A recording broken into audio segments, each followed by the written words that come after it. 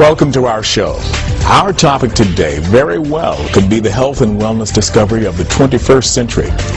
It has only been truly available in the United States and the rest of the Western world for less than a decade, yet it's already one of the most popular nutritional supplements in the world. I'm talking about the global phenomenon that is noni juice. Hello, I'm James Jameson. My guest today is truly one of the world's foremost medical experts on noni juice. He's a Johns Hopkins hospital-trained physician with both an MD and a PhD.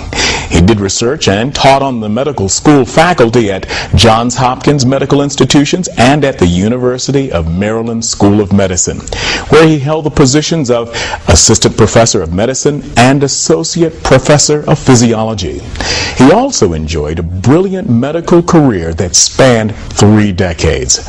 My guest is a New York Times best-selling author and for 18 years wrote a global medical column for the Los Angeles Times Syndicate.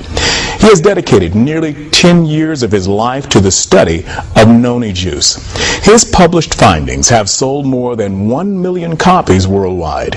When he is not studying noni juice, he serves as a pro bono health consultant and advisor to the International Council of Caring Communities, an NGO of the United Nations. I'm pleased you could join us today, Dr. Nile Solomon. James, it's my pleasure. Thank you. Dr. Solomon, as I mentioned in your introduction, you've enjoyed a brilliant 30-year career as a health professional and researcher and author. Given that background, what interested you in finding alternative medicines as opposed to traditional medicines, or is there something wrong with traditional medicine? There's nothing wrong with traditional medicine. I was trained in traditional medicine. I love traditional medicine, but there's more to medicine than just traditional medicine. Yes. There are other areas that can complement traditional medicine. And the thing that really got me into the study of noni was the fact that I saw a lot of patients in the hospital and out of the hospital who were getting ill because they were taking medications. Now, medications are important to take. You need to take your medications, but you should take the least amount that will do the job.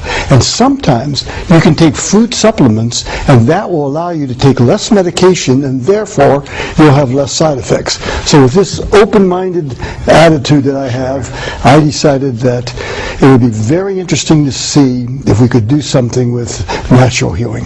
That's good, Dr. Solomon.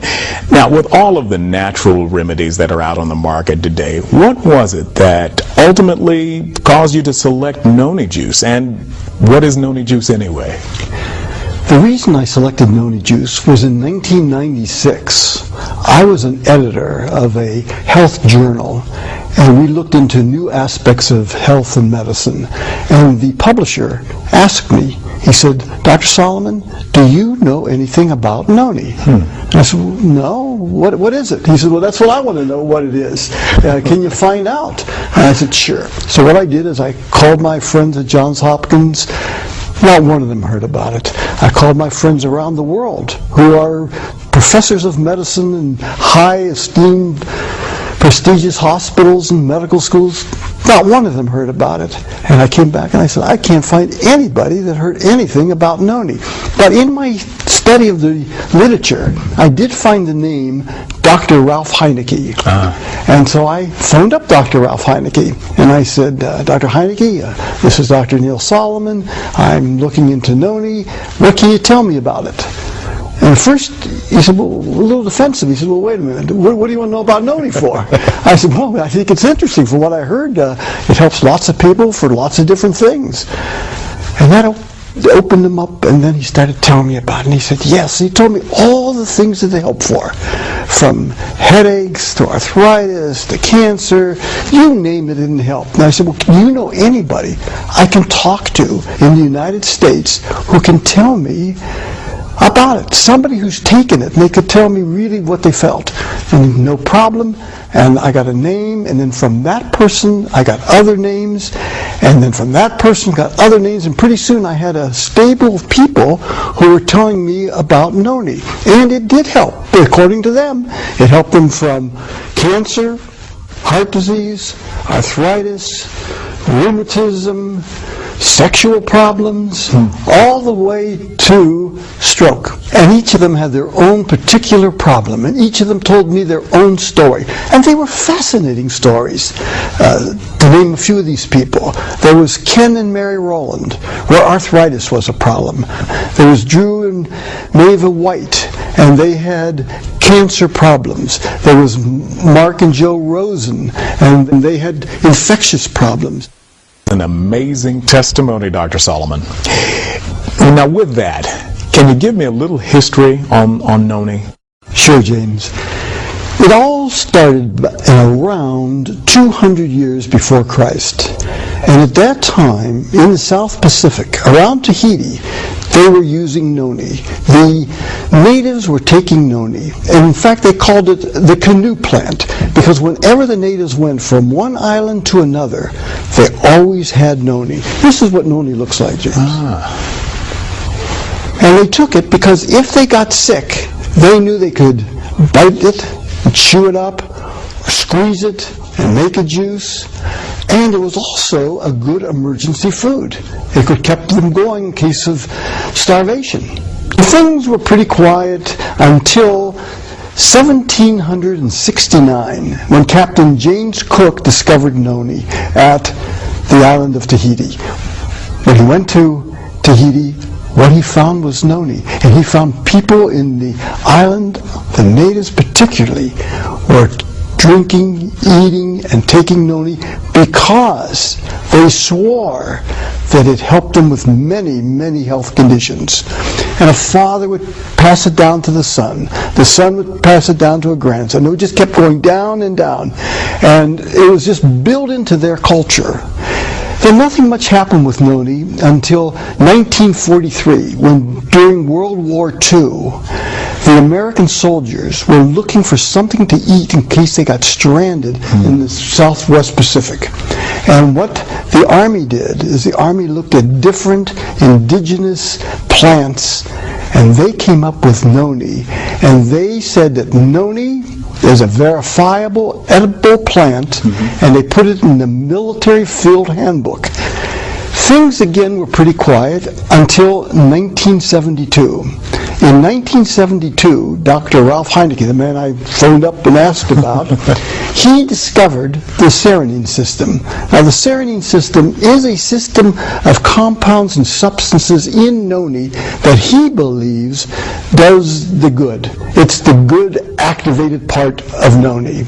And then in 1993, two food scientists from Utah, John Wadsworth and Stephen Story, decided that they had to take this substance and make it edible. Make it so it tasted good, so that people in the United States could drink it, because they wanted to bring it to the United States. And they did. And they formulated what is now known as Tahitian noni juice. Again, from 93 to 96, not much happened, but in 96, it was released to the market. And since 96, it's amazing what's happened. In 2002, noni became from 0 to the number 6 in the top 10 medical herbs used in the United States. Wow. I mean, that's a meteoric rise. That's amazing. I've never heard any other substance to do that before. No other food supplement that I know has done that. In year 2003, noni juice passed, and particularly Tahitian noni juice, because that is the one that was studied. And that passed the inspection of Europeans' Novel Food Act Committee. That meant that it was safe and it could be used in Europe. And indeed it was. Also in 2003, Tahitian noni juice was listed in the PDR. That's the Physician's Desk Reference. And that is the Bible for drugs, and in this case, over-the-counter or food supplements. They were listed as a food supplement, and again, it was safe. And in 2004, there were over 64 scientific studies that were listed and published on noni, and these can be found at PubMed.com. Wow, that's a pretty long and detailed history. Now, to kind of help us frame today's discussion, give us an idea of the depth and the breadth of your research. How many health professionals and noni drinkers did you contact, and how many countries did your research encompass? What I did is I went around the world, not once, but twice. I wanted to talk to professionals, health professionals who use Tahitian noni juice and recommend it for their clients. And then I wanted to talk to the people that they had recommended it to see how they did. It was amazing what I found. There were over 1,200 health professionals that had used it, and I invited them to send me their study data and send me what they had found, and they did. They have sent me all kinds, and that represented over 25,000 Tahitian noni drinkers. That's a lot of people that drink Yes, Tahitian noni juice. And this my study started in '96 and has gone till the present time, and this encompassed over 80 countries and 29 different health conditions where Tahitian noni juice helped. Wow, that's a pretty long trip, isn't it? Has there been much research and publishing done on noni? Yes, there has. It started back with Dr. Ralph Heineke, and by 1999, when I wrote a book about this called The Noni Phenomenon, I cited over 20 references about Tahitian noni juice. And in 2004, when I wrote the next book about this, the comprehensive book about it, called The Noni Solution, it had escalated to over 90 references. So it just was shooting up. More and more people, more and more health professionals were finding out about it and studying it. Why do you research and write about Tahitian noni juice rather than the other noni juices? It's simple. Tahitian noni juice represents 95% of all the noni that's taken in the United States and throughout the world. Now that's a big percentage.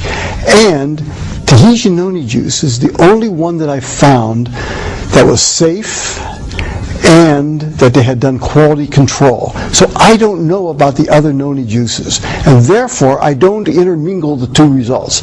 All my results are published just on Tahitian noni juice.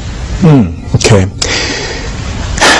For me, I would think that in the consumer's mind, the most important question is safety. Would you agree? Oh, question. Safety and effectiveness. And yeah, I mean, because both of us have heard about all the different news flashes about the dangers of unregulated natural products, to the warnings about prescription drugs, so forth and so on. How can we know that noni juice is actually safe for us? The company routinely and consistently checks for over 300 different toxins. None have been found. And the final reason is that Europe's Novel Food Act Commission looked at it, asking just the question you asked, is it safe? Sure. And they came down on, yes, it is safe, and therefore it can be used in Europe. And I know of people who have drank up to 7 bottles a day, and they didn't have any adverse effects. It's kind of like drinking water. Some people drink it like they drink water. Yeah. What about food allergies? I mean, could people actually be allergic to noni juice? Sure. You can be allergic to anything.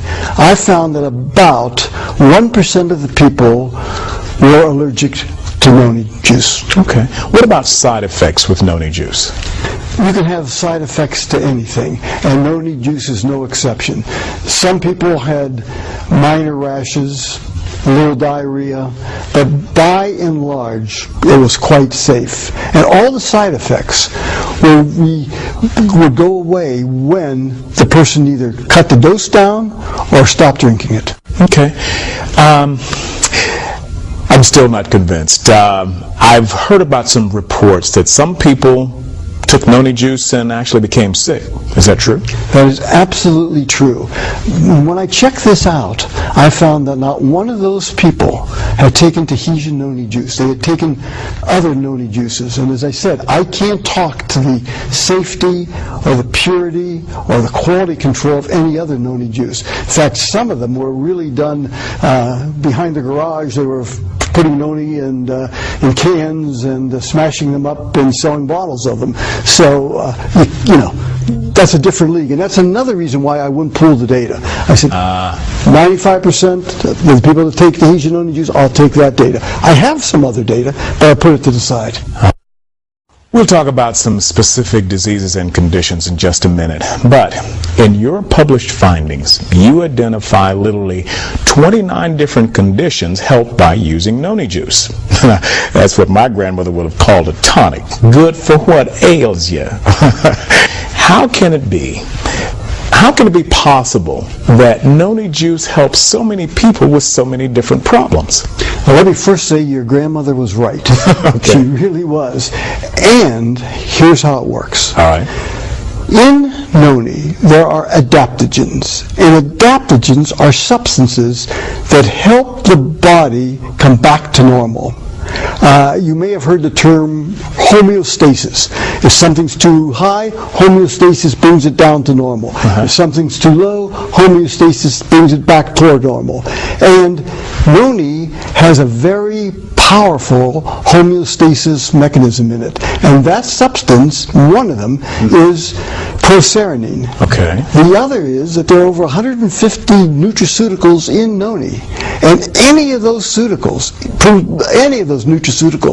can be an agent that can bring into homeostasis. Let me give you some examples. Okay.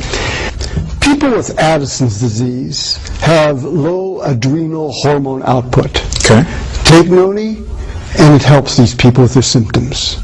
People with Cushing syndrome have too much adrenal output, too many adrenal hormones. You take noni, and it helps bring it down. People with diabetes have too high sugar. You take noni, and it helps bring it down. People with too low sugar have too little, and noni helps bring it up. So noni helps bring it toward normal. That's called homeostasis. Well, with that, I suppose my next logical question is, how much noni juice should a person consume each day? As much as it helps. Whatever helps you is what you should consume. Okay. Well, I guess I'm a middle-aged, healthy adult. Let's say I decided I wanted to start taking noni. How much should I take? Had you ever taken it before? No, I've never taken it before. If you've never taken it before, the first thing you want to determine, could I be that 1% that's allergic to it? Okay. So you would take a teaspoon a day for 3 days, okay, and you take it before breakfast. You'll know in those 3 days if you're allergic. It will show up. The rash will show up, the slight diarrhea will show up, whatever. Most likely nothing will happen, and you'll then go to the next phase. The next phase is, I call the 4-3-2. Take 4 ounces a day for the next 30 days. And you would take 2 before breakfast and 2 before dinner. That's 2 ounces before breakfast, 2 ounces before dinner. Then I would take 3 ounces a day for the next 6 months. And I would take 1 before breakfast, 1 before lunch, 1 before dinner. Then I would take 2 ounces a day for maintenance, 1 before breakfast and 1 before dinner. Well, Doc Solomon, we've covered what an adult should take. I have a granddaughter who's going to be 4 in about a week and a half. How much should she take? Children up to 18 years of age should take exactly half of what the adult dose is. So take half of it, and that's what you should take. If you have pets, they should take half of what the adult dose is too. Wow, you're covering my whole family. I got pets too. We go ahead and move on to specific diseases and conditions. What about cancer? Cancer is, as you know, a terrible disease. And there are 2 ways that Noni helps fight against cancer. One is to try to prevent it, which I think is just so important. And the second is to help with the symptoms for those people that have cancer. So let's go back to the prevention. There's a very interesting study done by Dr. Myung Wong. She's an MD scientist from the University of Illinois, and she had two groups of male mice. One group she gave Tahitian noni juice to, then she gave them a substance that causes changes in the DNA which can cause cancer. The other group she gave a placebo to, no Tahitian noni juice, gave them the same amount of cancer-causing substance, and she found that there were big differences in the protection between the group that had Tahitian noni juice and the group that didn't get Tahitian noni juice. The results are as follows. In the lung, there was 50% protection. In the heart, 60%. Wow. In the liver, 70%. And in the kidney, 90% were protected. Now that's amazing. It really is. Yes. And that study is in the medical literature. That's been published in a peer-reviewed journal. She presented material at the American Cancer Society, and that's good, solid stuff. Now, in Tahitian noni juice, proserpine helps the body heal itself. That's one of the big things that it does. It's one of the 150 nutraceuticals that's in there. And of the people that I studied throughout the world, 2,188 people had cancer. And of that group, 69% said it helped them. It helped decrease their symptoms, whether they were decreased pain, increased energy, or just felt better. And the average amount of noni, Tahitian noni juice, that was taken by each of those people was 3.5 ounces a day. And then there was a fascinating lady, Ann Wilson, and Gary and Ann told me about their problem. The summer of 2002, I started to maybe not feel my best. I started to have maybe like some flu-like symptoms. I started to feel bloated. I was very tired. So I decided to see my physician, and he found a mass that he could see. I didn't feel it at all, but he could feel a mass. I went in and had a sonogram, and they said it was about the size of a 4-month-old fetus. The next day I was in surgery, and they removed a tumor on my left ovary that was 1,032 grams, which is about 2 1/3 pounds. That did turn out to be ovarian cancer. The doctor, even though the cancer had not spread, he did recommend as a precautionary measure that I go through 6 rounds of chemotherapy as soon as I could, which I did start in October of 2002. And there was absolutely a miracle that happened there. I continued to take noni juice. I asked my doctors if that was okay, and they said absolutely, just to do and be and take anything that I wanted. And of course I wanted to take Tahitian noni juice. And I continued to take 4 to 8 ounces throughout the day. I'd take 2 to 3 ounces at a time for the total of 4 to 8 ounces. And I was never sick. I never had the vomiting. I never was nauseated.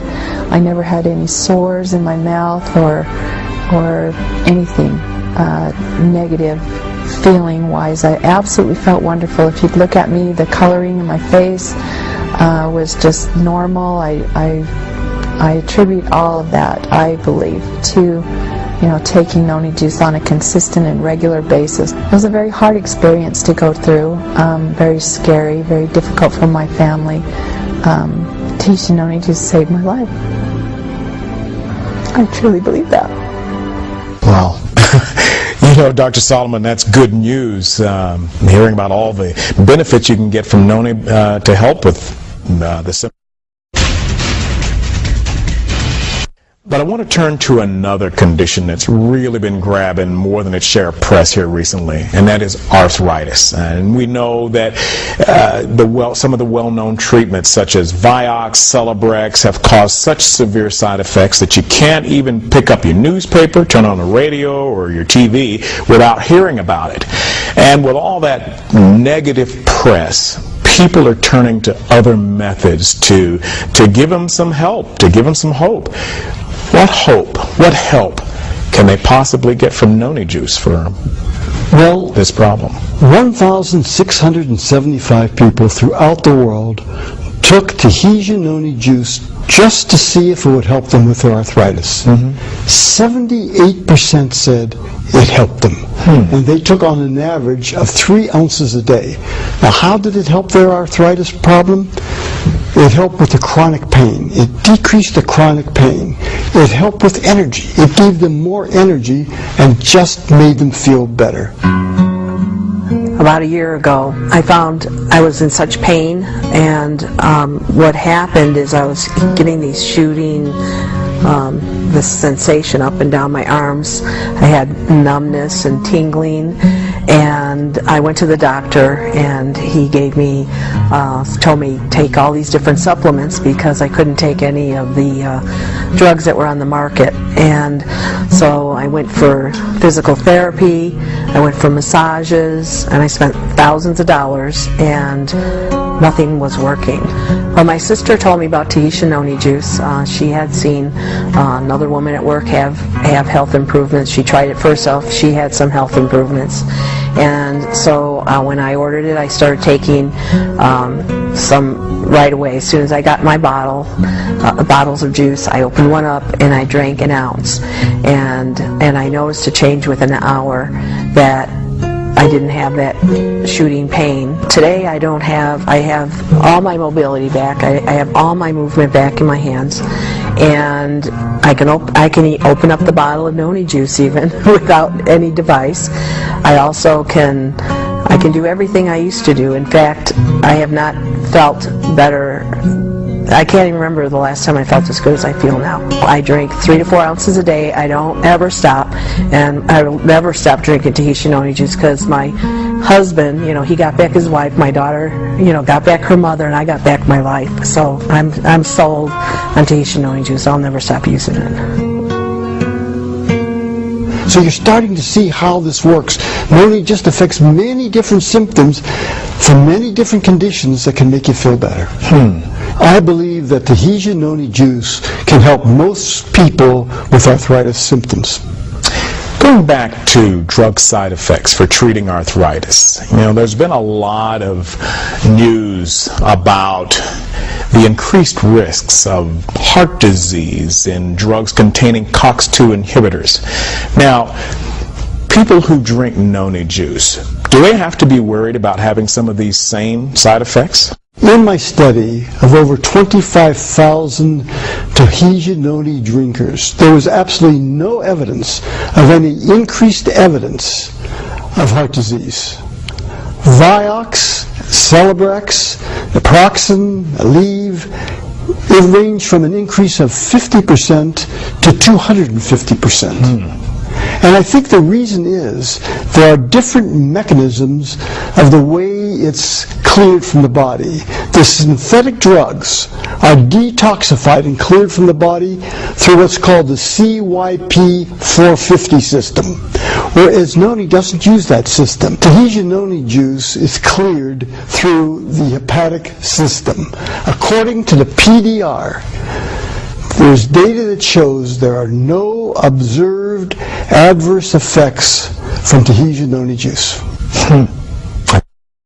Our viewers may be surprised to learn that diabetes trails only heart disease and cancer as a leading cause of mortality in the United States. Now, while it's true that there is no known cure for diabetes, Dr. Solomon, your findings suggest that as many as 4 out of 5 diabetes sufferers can find some relief by incorporating a steady regimen of noni juice. That's right. We looked at 5,575 people who had diabetes and who drank Tahitian noni juice. Of those, 82% said, there's no question about it, it helped me in some way. The average that they drank was 3 ounces a day. My son Joshua was diagnosed with diabetes at the age of 3. And one of the things that they do when you have diabetes is send you in for regular checkups. Every 3 months we go in for a clinic. And this is just to assess for complications and make sure things are running smoothly. One of the tests they do at those clinics is called a glycohemoglobin A1C test. And this tests your blood over the past 3 months to see what your average blood sugar reading has been. The goal is to be under 8%. And when we got Josh's reading back that month, it was over 14%, which puts him in a high-risk category. And the entire management team came in and sat down with us, and we talked about what we could do different, and which was hard because he was so young that trying to keep everything going was really a struggle for us. And shortly after we left, and as we were deciding what we were going to do at home to make things work a little better, I was introduced to Tahitian noni juice. And as we talked about it, we just thought it's worth anything right now is worth trying if it's going to help. So we started giving Josh 2 ounces every day, and he thought that was a real treat because he wasn't used to having juice. And so he was so happy to take his 2 ounces, and he actually drank it right out of the bottle, just enjoyed having his own bottle and his own thing that he got to do. So for 3 months, he regularly took his juice every day.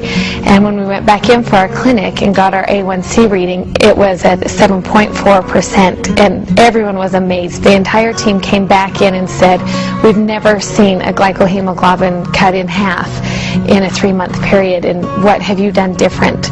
And as my husband and I sat there and thought, the only thing we could think of that we had done differently was to be using the juice. And they were amazed. They were amazed by the juice. We actually left a bottle there with them because they were so amazed at what it had done. And we really enjoyed the juice. Josh still takes it. He's 12 now, so he's taken it for this many years. And we've noticed a lot of benefits from it, not just his lower blood sugar readings, but also an increase in health. It's strengthened his immune system and done a lot of great things for him, both as a diabetic and just as a healthy child.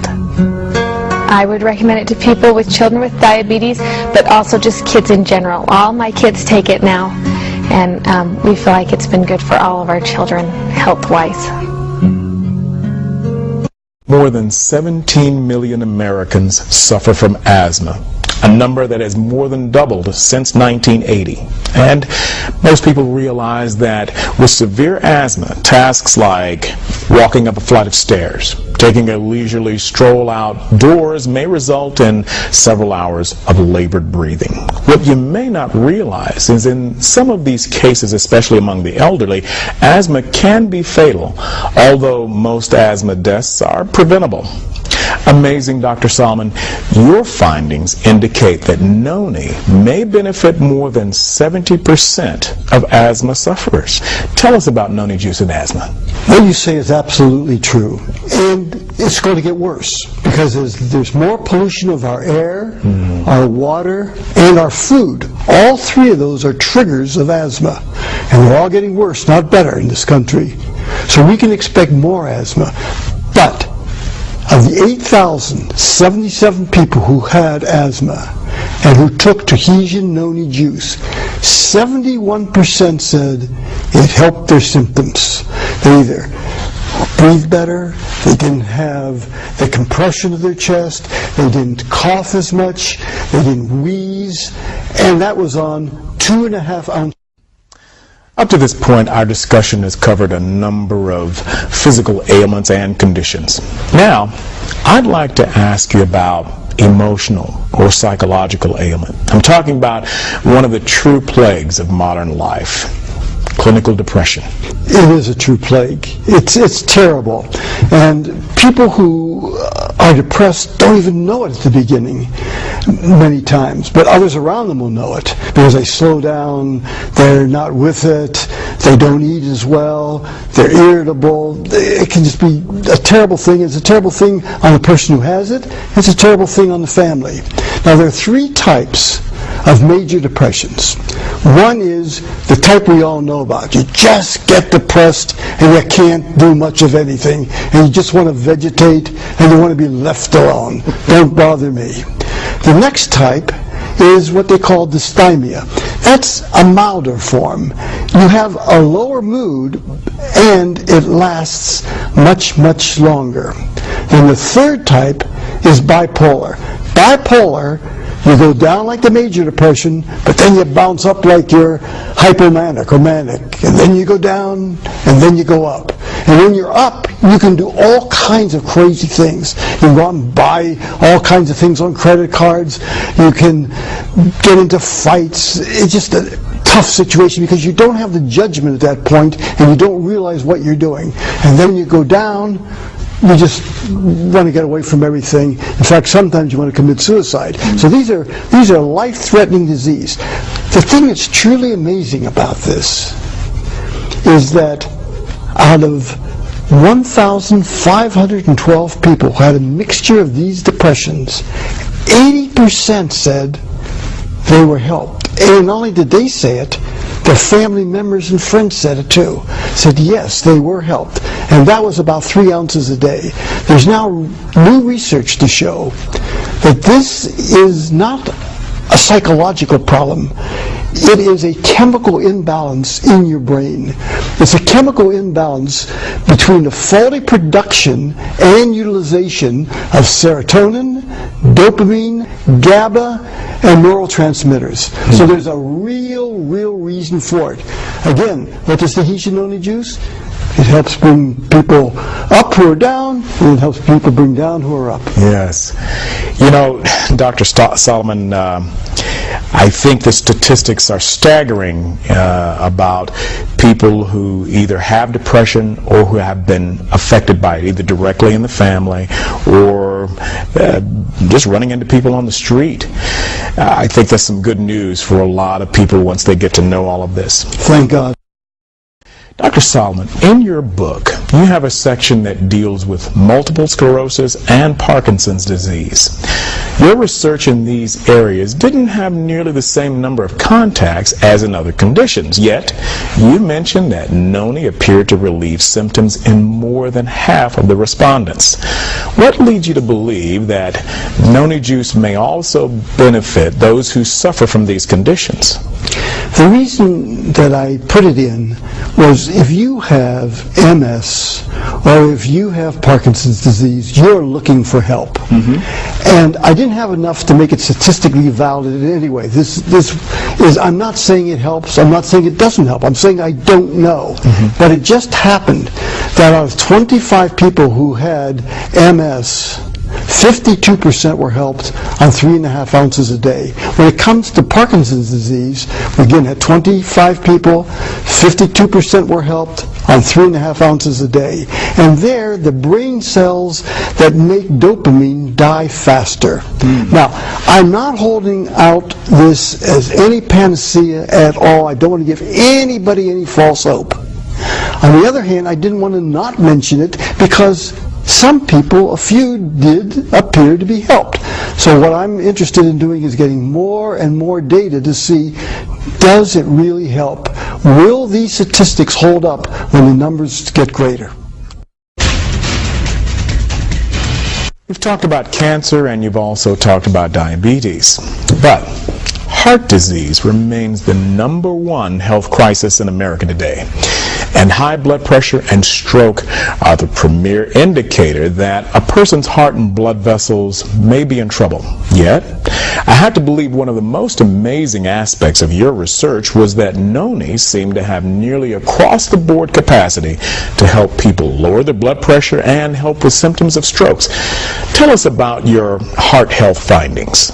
Heart, blood pressure, and stroke are 3 parts of the cardiovascular system, or problems of the cardiovascular system.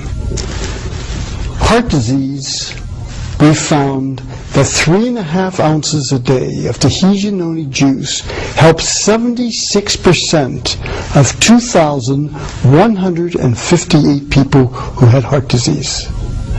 Blood pressure, which is a silent killer, of those people with blood pressure elevations, 1,869 people, 84% said that 3 ounces of Tahitian noni juice a day helped them, and in fact, many of their doctors have documentation their blood pressure went down.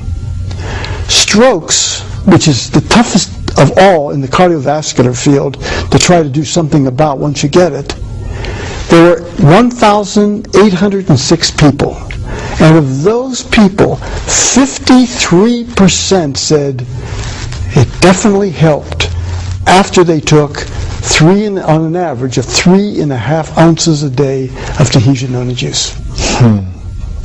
That's amazing. You know, Dr. Solomon, before I met you today, I didn't know hardly anything about noni juice, Tahitian noni juice. But with all of your findings, all of your studies and the results that you're getting, this is shouted from the mountaintops kind of information. It's kind of the thing that I think every family in America could be benefited. And now I want to move on to another condition. Certainly, being HIV positive doesn't contain the same death sentence that it did, 10 or 15 years ago. But it is still a major health concern in the United States and abroad, especially in Africa. What did you find out from the 150 subjects in your research who were HIV positive? We found that 55% of them said that they had decreased symptoms after taking 3.5 ounces of noni, that's the Tahitian noni juice a day. Now there are 2 types of HIV. There's type 1 that's found in the United States and type 2 that's found in Europe. And these are different. The criteria for AIDS is you have to have, first, HIV has to be positive. It could be type 1 or type 2. And then in addition to that, you either need to have an opportunistic infection. That's an infection that you wouldn't have if you didn't have HIV positive. Or you need to have helper T cells of less than 200. Now the normal cells, helper T cells that you and I should have would be about 600 to 1,000. Again, this, for the first time, I think, that I know of, gives you something natural without the terrible side effects that might be able to help people with HIV.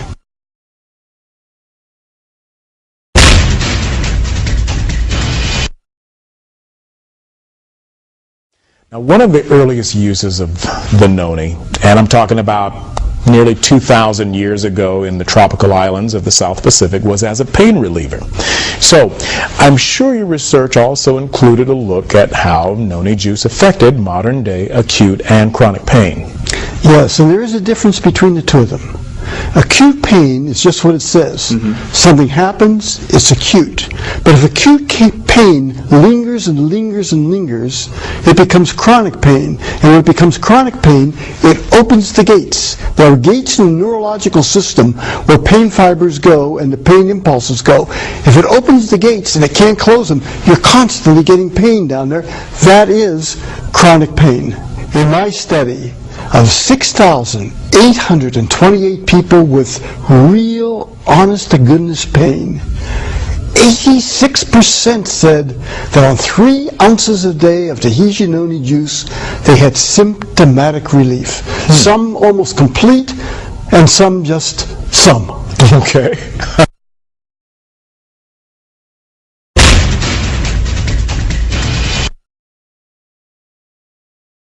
Not a lot of people talk about this, but kidney health can certainly have a dramatic impact on our quality of life. And again, Dr. Solomon, you say that noni juice can help people with kidney symptoms. Absolutely. Of 3,764 people who had kidney symptoms, 67% said they had a decreased symptom on 2 ounces a day. One of the unknown things about this is that noni helps the prostate. And for those of us who are over 60, the chances of us having prostate problems is about 80%, and drinking Tahitian noni juice can help those symptoms, and you'll get up much less frequently at night to go to the bathroom. That's good news. Now, since noni contains potassium, and since people with kidney disease should not take in excess of potassium, it follows that people with kidney disease should not drink noni. No, that's where a little bit of truth can lead you astray. Okay. Too much potassium you shouldn't take, but Tahitian noni juice does not have too much potassium. According to the recommended daily allowance for potassium, we should take in about 2,000 milligrams. That's 2 grams a day. Tahitian noni juice contains 28.52 milligrams per ounce. That's 28.52 milligrams of potassium per ounce. Now that's less, that's 50% less than the comparable amount of orange juice or tomato juice has. It's less than what grape juice, pineapple juice, apple juice contain. So they all contain much more potassium than Tahitian noni juice. So taking it in moderation shouldn't cause you a problem. Earlier, you mentioned that noni juice is good for pets. Talk about that for a while. Well, there's some very interesting data on this. And Dr. Tran studied over 10,000 four-legged patients. And those four-legged patients, he found that about 90% were helped when they had Tahitian noni juice. Now, they didn't know whether they were getting a placebo or not. Okay. And he says, that shows it's much more than a placebo effect. It's also been shown to help for horses. And there's now a study done by Dr. John Bird, Dr. Richard Godby, Tammy Tanner, Charlemagne James, Richard Ng, and I can go on and on and on, who've shown that Tahitian noni juice given in the plan for the equine can help horses. Well, I don't have a horse, but if I did, I'd certainly give him some noni. You'd ride that horse. I guess I would. The list of benefits of noni almost appears endless. Dr. Solomon, you've certainly presented us with an impressive body of research today, and we appreciate you taking your time to share your findings. Again, your book suggests 29 specific uses for noni juice. Which of your findings did you personally find the most amazing or most interesting? I've truthfully found them all amazing. I couldn't believe one after another it helped. And you go back to how can it help? Well, if you put it all together, 7,879 people who took noni, 2 ounces a day, 80% of them said it improved their well-being. They weren't looking for it. They just said it improved my well-being.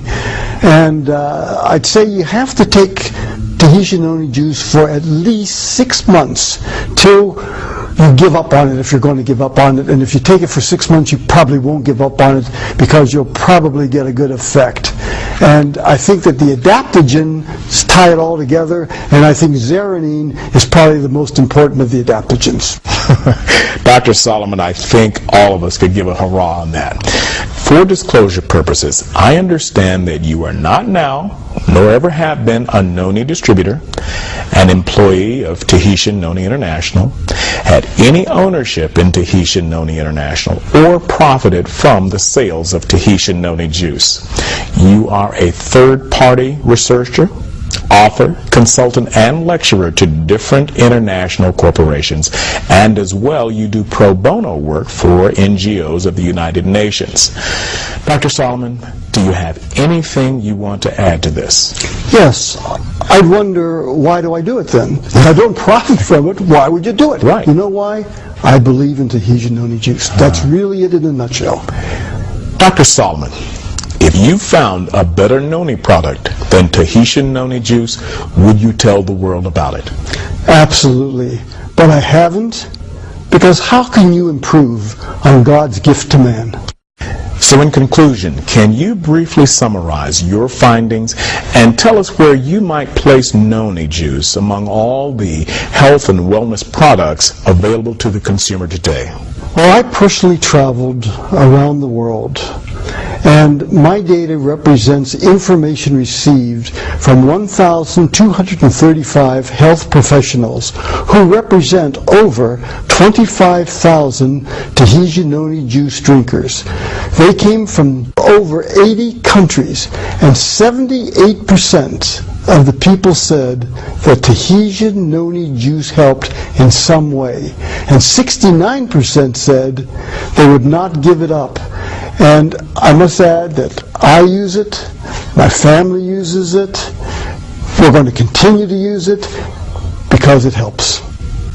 Dr. Solomon, this has truly been enlightening and refreshing, and I want to say thank you. Thank you. You're welcome. And thank you, the viewer, for your interest in health and in noni juice, relatively unknown outside of the South Pacific until just a few years ago. It's said that today, someone buys a bottle of noni juice every 2 seconds. And with results like those Dr. Solomon has detailed today, it's easy to see why. Noni juice is one of the most significant developments in the health and wellness industry for the 21st century, for problems ranging from arthritis to diabetes to strokes and ulcers. It's ugly, it stinks, and to be honest with you, it doesn't taste that great. But to millions of satisfied consumers across the globe, there's nothing sweeter and more beautiful than a return to health they attribute to the amazing properties of noni juice. I have a surprise for you. In the last 2 seconds, Okay. I purchased a bottle of noni, and I'm going to share it with you. Okay. Thank you.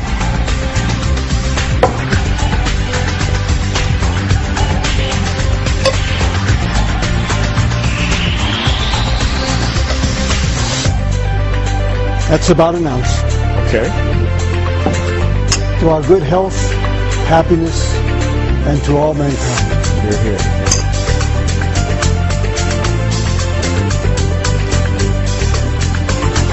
Wasn't bad, was it really? Can I have some more?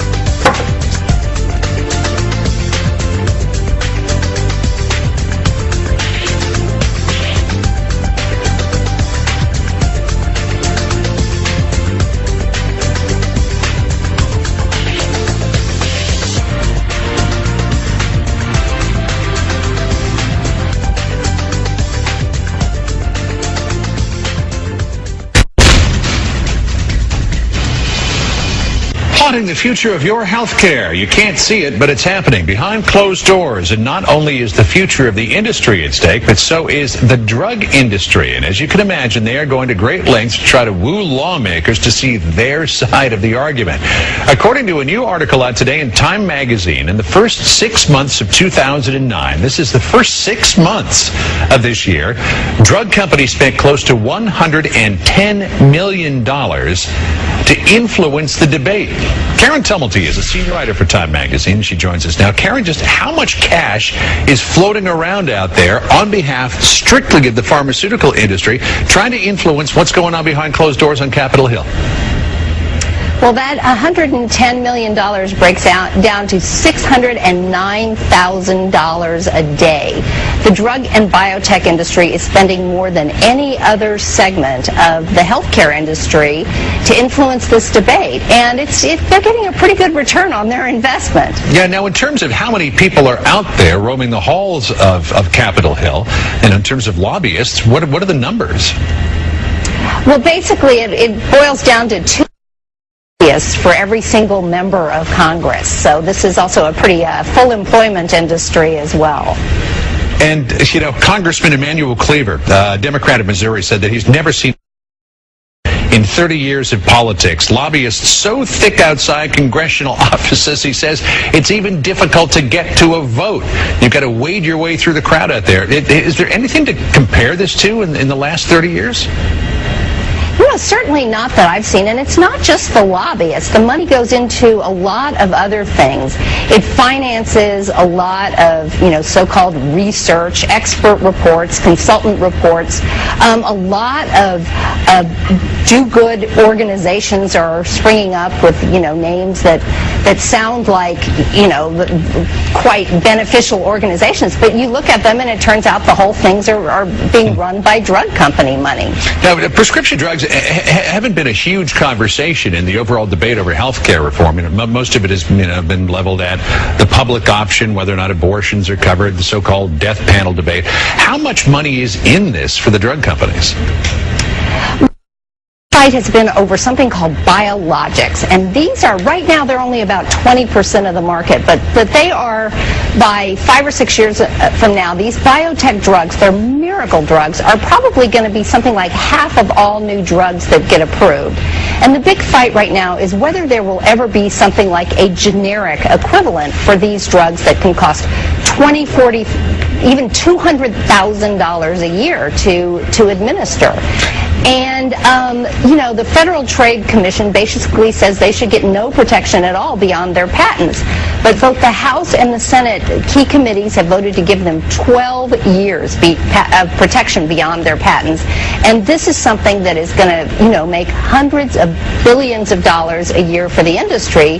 But that money is going to be coming out of the pockets of insurance companies and the patients who need these drugs. So the principle that they're working on now is spend $1 today to try to save 5, 10 years down the road?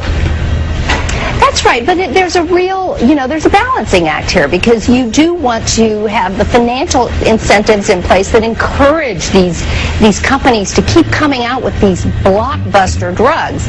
So they are saying that it's absolutely crucial that they have some sort of protection here so they can keep working. But again, the Federal Trade Commission has said that giving them too much protection could actually stifle innovation, because these guys are just basically going to sit on what they have and tinker with that rather than going out and finding new stuff that we all need. And just so folks at home know what we're talking about in terms of these biologics, a couple of names you might recognize: Herceptin, which has been a miracle drug in terms of some forms of breast cancer; Remicade, which is a drug for rheumatoid arthritis. I mean, these are all very, very, very powerful drugs that work very well and certainly beneficial to society. And again, the argument is just how much protection do you give the drug companies who are coming out with these drugs. But overall, Karen, between the pharmaceutical industry, the healthcare industry, the doctors' lobby, how much money is being spent? How much money is being thrown around on Capitol Hill these days? It's well into the hundreds of millions of dollars, and a lot of it is very difficult to trace because it is going not only into the campaign coffers of elected officials and the salaries of lobbyists, but also into organizations that are essentially front groups for these interests, and for, you know, scientific sounding consultant reports. So with all that money floating around in Washington, who really has the influence here? The lobbyists or the voters? That is a very good question, and right now on some of these key questions, you've got to say that the lobbyists are getting pretty much everything they're asking for. And, you know, considering how important it is to bring down healthcare costs in the long run, I think the rest of us are the losers. Karen Tumley from Time Magazine, it's always great to talk to you. Thanks for coming in this morning. Thanks a lot.